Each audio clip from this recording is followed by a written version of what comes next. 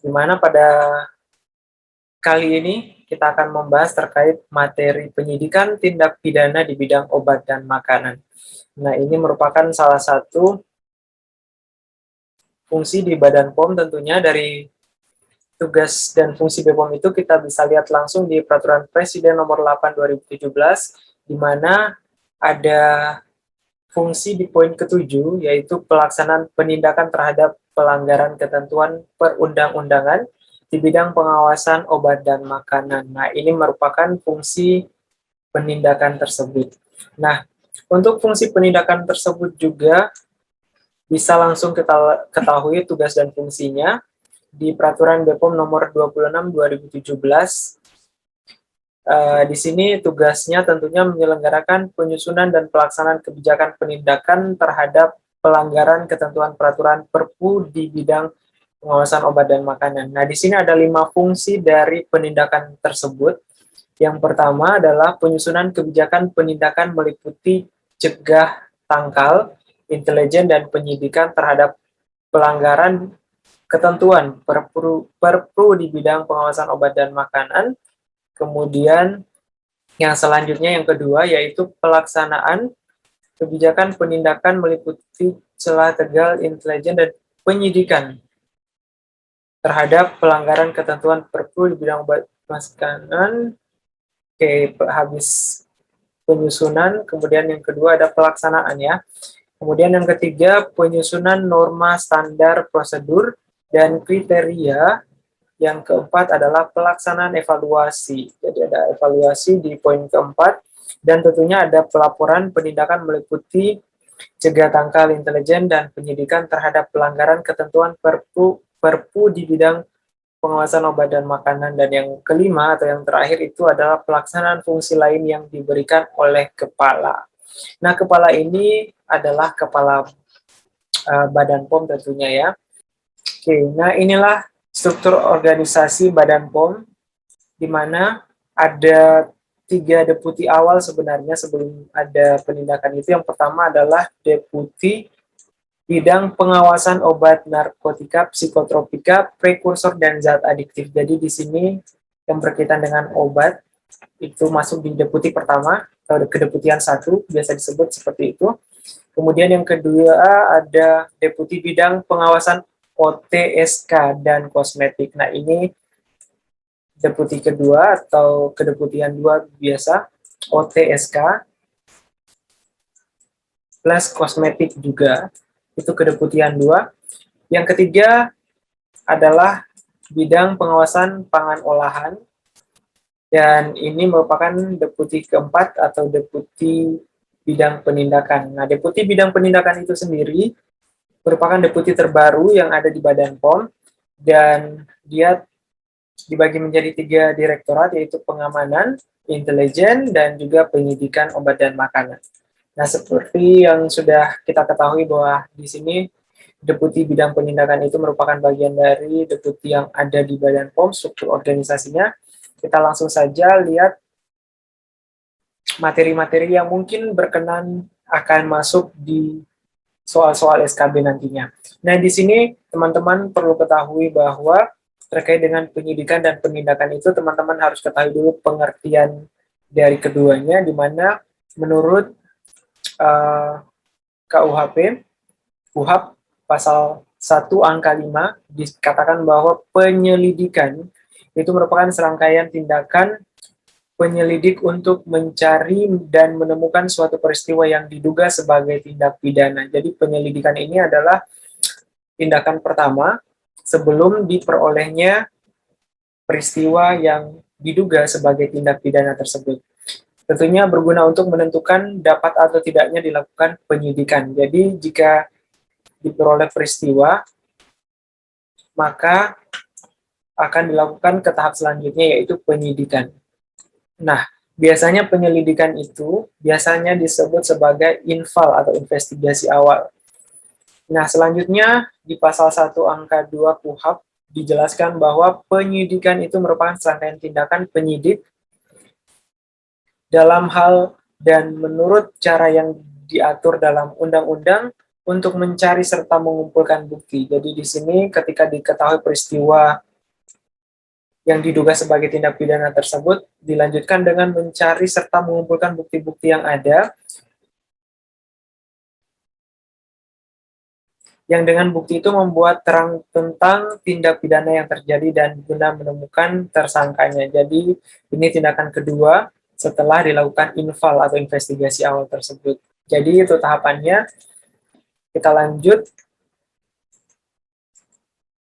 Oh ya, selain tahapannya tadi, teman-teman juga harus tahu bahwa itu merupakan pengertian yang teman-teman harus bisa bedakan bahwa di sini ada kata penyelidikan dilakukan oleh penyelidik, di sini ada penyidikan yang dilakukan oleh penyidik. Jadi beda penyidik dan penyelidik itu ya. Oke, kita lanjut. Nah, sekarang kita lanjut ke pembahasan selanjutnya. Di sini ada penyidik.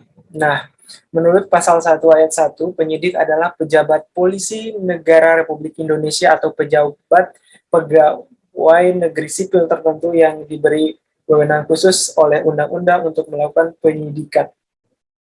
Oke, jadi yang bertugas sebagai penyidik ini tidak harus dari kepolisian, tapi juga merupakan pejabat negeri, pegawai negeri sipil yang diberikan wewenang oleh undang-undang. Nah, kita langsung lihat penyidik itu menurut pasal 6 masuk ke kategorinya apa saja. Yang pertama adalah pejabat polisi negara. Ini jelas ya, polisi dari kepolisian. Kemudian yang kedua itu pejabat pegawai negeri sipil tertentu yang diberi wewenang khusus oleh undang-undang. Nah, ini biasanya yang ada di Badan POM biasa disebut sebagai PPNS. Nah, PPNS itu sendiri merupakan singkatan dari penyidik pegawai negeri sipil ya. Itu yang diberi wewenang oleh undang-undang tadi. Nah, kedudukan PPNS tadi dalam penyidikan itu ada dua tentunya, yang perlu teman-teman ketahui, di mana yang pertama diberi wewenang khusus oleh undang-undang yang mempunyai fungsi dan wewenang sebagai penyidik.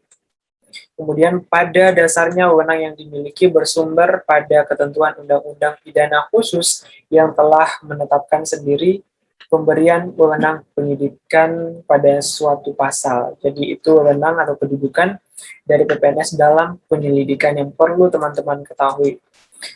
Kita lanjut kepada alur penanganan perkara. Jadi tadi sudah kita dapat gambaran terlebih dahulu, ada infal yang dilanjutkan dengan penyidikan ya. Nah, untuk alur penanganan perkara di Badan POM itu, pertama tentunya rencana penyidikan, yang dilanjutkan dengan laporan informasi. Ketika diperoleh laporan informasi, dilakukanlah penyelidikan atau infal tadi, investigasi awal. Nah, setelah diperoleh kasusnya, dilakukan dengan gelar kasus. Gelar kasus ini ketika peristiwa yang diduga tadi merupakan pelanggaran itu diperoleh dari infal ya, kemudian dilanjutkan dengan proses gelar kasus. Setelah itu ada penindakan. Nah, biasanya penindakan ini pegawai Badan POM, PPNS, dan seluruh pegawai di bidang penindakan itu turun biasanya bersama dengan kepolisian untuk melakukan penindakan. Biasanya penangkapan terhadap pelaku yang melakukan tindak ilegal di bidang obat dan makanan tentunya. Kemudian gelar perkara, kemudian penyidikan, dan tentunya terakhir adalah penuntutan. Nah, setelah penuntutan ini biasanya kita bekerja sama dengan kejaksaan entah di kabupaten ataupun di provinsi. Jadi itu tahapan-tahapan penanganan perkara di Badan POM tentunya, yang ketika nanti teman-teman masuk di bidang penindakan, maka teman-teman akan sangat sering menemukan dan mungkin akan terus melakukan kegiatan-kegiatan ini bersama dengan lintas sektor tentunya, di mana lintas sektornya pertama biasanya adalah kepolisian, yang kedua adalah kejaksaan. Oke, kita lanjut pembahasan selanjutnya, itu ada pembuktian. Nah, untuk pembuktian tersebut, hakim tidak boleh menjatuhkan pidana kepada seorang kecuali sekurang-kurangnya ada dua alat bukti. Ada kata dua ya, jadi harus ada dua alat bukti yang sah ia memperolehnya keyakinan bahwa suatu tindak pidana benar-benar terjadi dan bahwa terdakwalah yang bersalah melakukannya. Nah, ini bisa teman-teman searching di pasal 183 KUHP untuk pembuktian itu sendiri. Kita lanjut lagi. Nah, alat-alat bukti yang tadi kita sebutkan itu kan ada dua, minimal yang perlu dimiliki, dan contoh-contohnya adalah seperti ini. Yang pertama, keterangan saksi. Keterangan saksi ini tadi diatur di pasal 184 KUHP ya, alat bukti yang sah itu. Kemudian keterangan ahli. Nah, keterangan ahli ini biasanya kita juga di Badan POM itu biasa dimintai oleh kejaksaan untuk menjadi ahli, saksi ahli biasanya ya di persidangan. Nah, itu yang perlu teman-teman lakukan biasanya, dan teman-teman di Badan POM akan sering dimintai ketika teman-teman menjabat sebagai PFM ahli ya. Entah itu ahli pertama, ahli muda, atau madya. Kemudian kita lanjut ke alat bukti yang selanjutnya, yaitu ada surat, kemudian ada petunjuk yang berkaitan dengan tindakan pidana, kemudian yang terakhir keterangan terdakwa.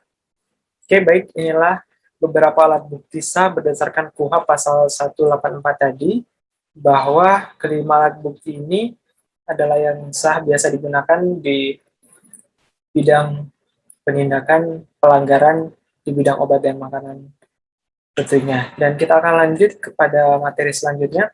Nah, selama melaksanakan tugas, Badan POM itu telah melakukan beberapa upaya pemberantasan terhadap pelanggaran di bidang obat dan makanan ya, atau perilaku ilegal oleh pelaku-pelaku usaha.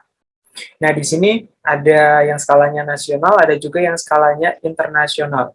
Nah, untuk skala nasional itu sendiri, biasa yang dilakukan oleh Badan POM itu ada namanya Opgabnas atau Operasi Gabungan Nasional, kemudian juga Opgabda, Operasi Gabungan Daerah, dan Operasi Terpadu, dan yang terakhir ada Operasi Intensifikasi. Biasanya ini dilakukan ketika menjelang hari-hari besar keagamaan, misalnya Idul Fitri, atau biasa juga pada Tahun Baru. Nah, ini yang skalanya nasional dan sering dilakukan oleh Badan POM. Yang internasional itu ada namanya Operasi Pangea, pemberantasan obat dan makanan ilegal secara online. Kemudian ada Operasi Storm, yaitu pemberantasan obat ilegal di kawasan Asia Tenggara. Dan yang ketiga adalah Operasi Opson, yaitu pemberantasan makanan ilegal, tapi skalanya internasional. Oke, jadi itu yang mungkin teman-teman harus tahu dan sering mendengarkan, supaya teman-teman familiar dengan istilah-istilah tersebut.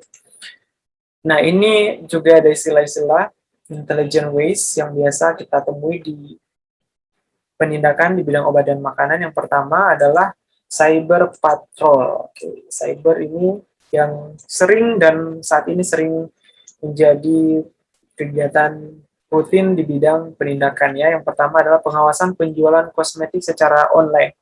Nah, di sini apalagi masa COVID ya, jadi marak-maraknya penjualan kosmetik, dan tugas Badan POM itu melakukan cyber patrol ini tentunya. Kemudian juga ada operasi intelijen,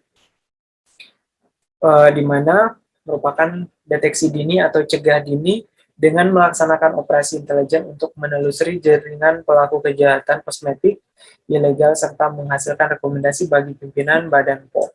Dan juga ada lead PAMGAL.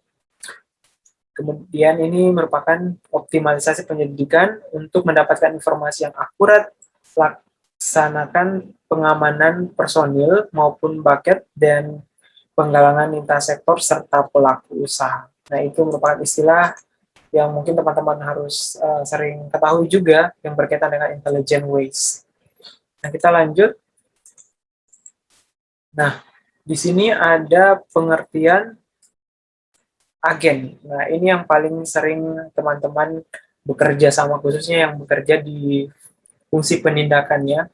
Agen ini merupakan seorang karena hasil pemilihan biasanya atau penelitian atau juga latihan yang teliti yang dan kesediaannya untuk diberikan tugas-tugas bagi kepentingan organisasi yang bersifat rahasia. Jadi agen ini orang-orang tertentu tentunya, dan dia tidak boleh mengungkapkan jati dirinya ya. Jadi biasanya dia itu orangnya jarang dipublish mukanya.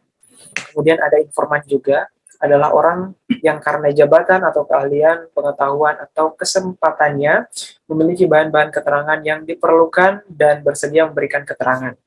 Kemudian yang ketiga ada motivasi agen. Biasanya motivasi dari agen-agen ini ada yang karena ideologi atau pemahaman, kemudian karena uang, tekanan atau paksaan, emosi, balas budi, atau gengsi. Nah, ini beberapa motivasi dari agen-agen yang kita temui biasanya di lapangan ketika melakukan penindakan di bidang obat dan makanan tentunya. Nah, itulah beberapa materi khusus di bidang penindakan, fungsi penindakan, dan semoga bisa bermanfaat dan menjadi bahan tambahan pengetahuan buat teman-teman